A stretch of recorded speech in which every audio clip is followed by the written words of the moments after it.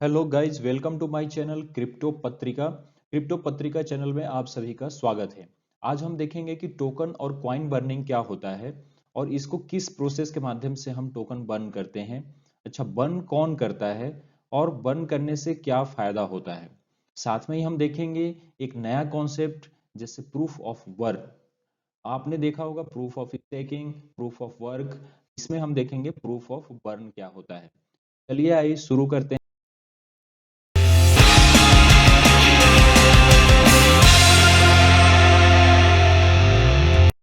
तो दोस्तों देखते हैं क्या होता है टोकन बर्निंग। तो टोकन बर्निंग एक ऐसा प्रोसेस होता है जिसमें हम सर करंट में जो वर्तमान में जो सर्कुलेटिंग सप्लाई होती है किसी भी टोकन की या क्वाइन की, उसमें से कुछ अमाउंट ऑफ टोकन्स या क्वाइन उनको हम सप्लाई से रिमूव कर देते हैं, परमानेंटली रिमूव कर देते हैं।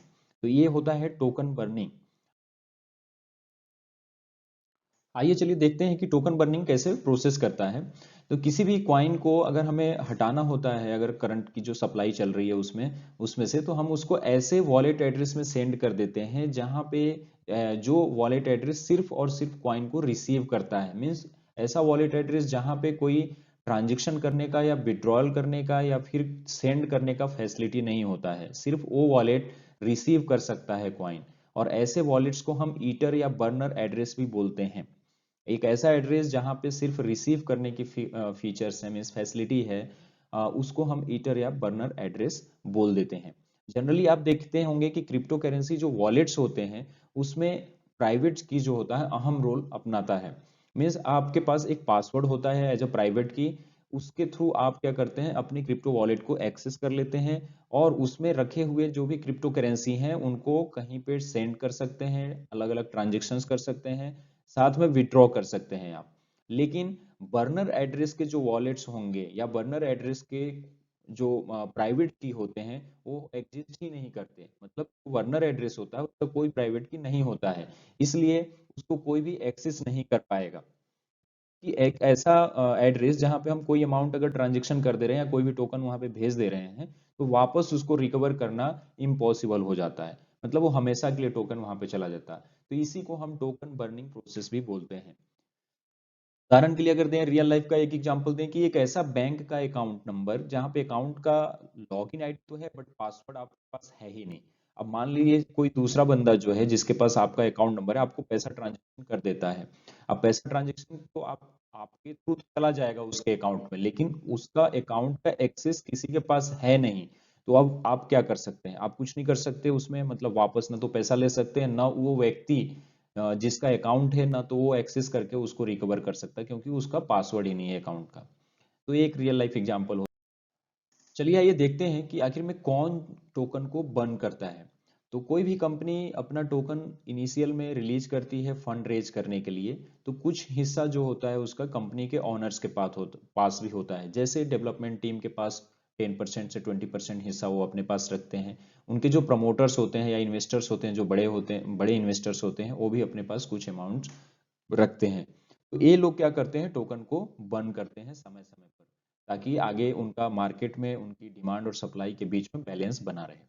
इसमें एक चीज और मैं बताना चाहूंगा कि यहाँ पे जो बायर्स हैं, बायर्स भी अपना टोकन बर्न कर सकता है। लेकिन बायर्स के लिए कोई फायदे का सौदा नहीं होगा, क्योंकि कोई बायर्स अपना एक पैसे लगाकर, मीन्स एक अमाउंट खर्च करके और कोई टोकन लेता है और उसको वापस से एक ऐसे वॉलेट एड्रेस पे टोकन क्यों सेंड करेगा जहां से कि उसको कोई भी अमाउंट ना मिले। बट करने के लिए आप कर सकते हैं, आपके पास अगर है तो आप कर सकते हैं और वो टोकन भी बर्न में चला जाएगा, मीन्स आपके बर्नर एड्रेस पे चला जाएगा। उदाहरण के लिए देख लेते हैं कि टेरा लूना या टेरा प्रोजेक्ट जो है उसने अपने 88.7 मिलियन जो है लूना टोकन्स को नवंबर 2021 में बर्न किया था। बाइनेंस जो है जिसका टोकन बीएनबी है वो हर क्वार्टरली इवेंट्स में अपने टोकन्स को बर्न करते हैं। अभी तक उसने 1.6 मिलियन जो है जो मार्केट में सप्लाई थी टोकन्स की उसको रिमूव कर दिए हैं। चलिए अब देखते हैं कि टोकन को बर्न करने से क्या फायदा होता है, आखिर में टोकन बर्न हम क्यों करते हैं। तो सबसे पहला इनको जो फायदा होता है, डिफरेंशियरी पर्पजेज को सॉल्व करने के लिए कोई भी कंपनी या कोई भी एक्सचेंज जो है अपने टोकन्स को बर्न करती है। इससे क्या होता है कि जैसे स्टार्टिंग में कंपनी ने बहुत सारे अमाउंट में, मीन्स बहुत लार्ज अमाउंट में, मिलियन एंड बिलियन की संख्या में टोकन इनिशियल लेवल पे ऑफर करती है मार्केट में, जिससे उनको ज़्यादा से ज़्यादा कंपनी को फंड रेज करना रहता है। लेकिन धीरे धीरे उस टोकन की यूटिलिटी को और टोकन की प्राइस को मेंटेन करने के लिए वो क्या करते हैं, सप्लाई को कम करते हैं। सप्लाई अगर कम हो जाएगा तो मे बी डिमांड की आगे इंक्रीज हो जाए, और डिमांड इंक्रीज हो जाएगा तो प्राइस बढ़ती है। इससे क्या होता है, कंपनी के जो इन्वेस्टर्स होते हैं या कंपनी के जो बायर्स हैं जिनने टोकन लिया है, उनको समय के साथ जो होता है उनकी प्राइस इंप्रूवमेंट होती है, तो उनको फायदा होता है। मीन सप्लाई अगर ज्यादा रहेगा, सीधी बात है, ज्यादा सप्लाई रहेगा तो डिमांड कम हो जाएगा और उसकी प्राइस जो है डाउन हो जाएगी।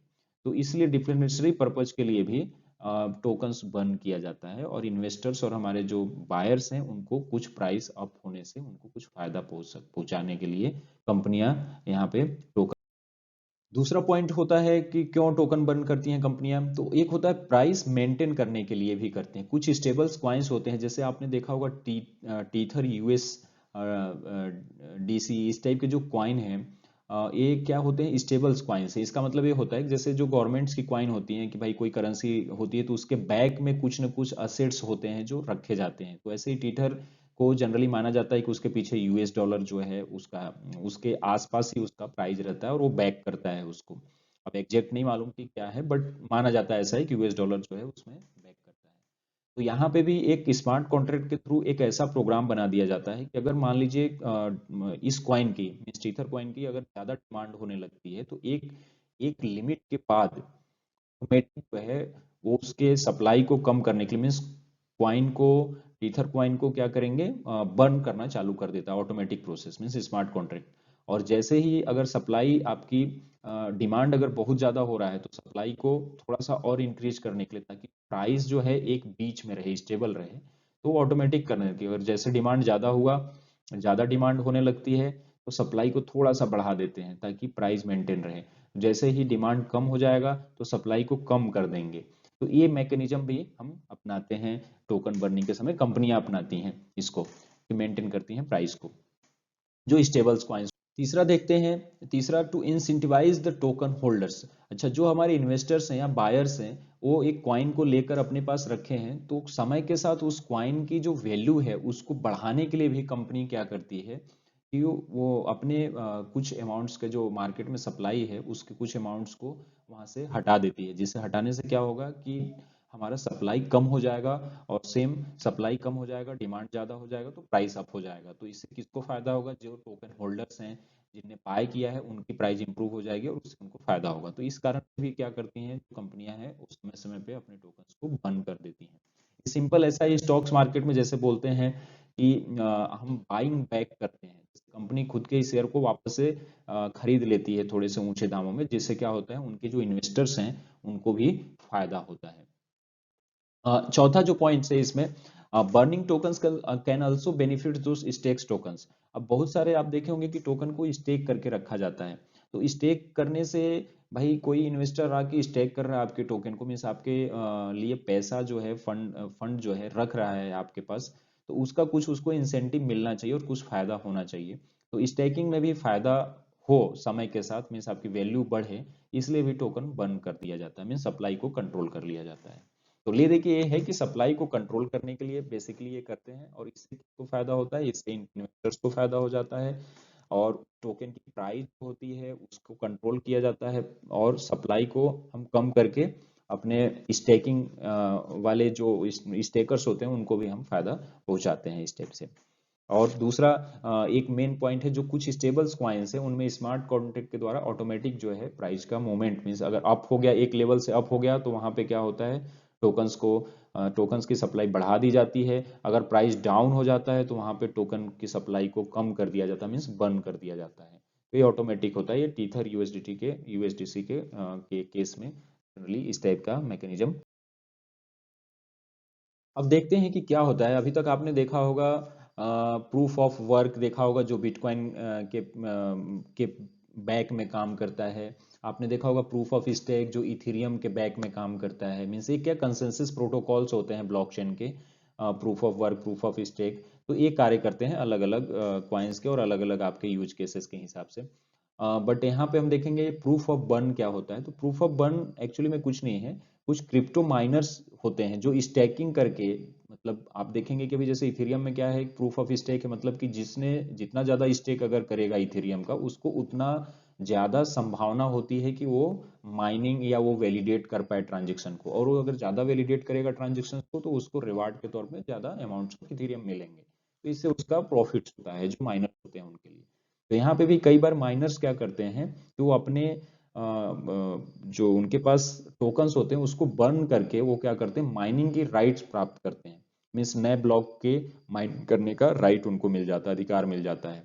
मीन्स ज्यादा बर्न करेंगे तो ज्यादा उनके पास माइनिंग के राइट्स मिल जाएंगे और वो ज्यादा ट्रांजेक्शन करेंगे। जैसे वो ज्यादा ट्रांजेक्शन मीन्स आपको उनको राइट मिल जाएगा और ट्रांजेक्शन करेंगे तो उनको रिवार्ड के तौर पे वो करेंसी है जिसकी प्राइस अब इंक्रीज हो गई है after burn, after burning of some coins, तो वहां पे उनको फायदा ज्यादा हो जाता है। तो that is called a proof of burning या प्रूफ ऑफ बर्निंग। तो ये क्रिप्टो माइनर्स के लिए फायदेमंद हो।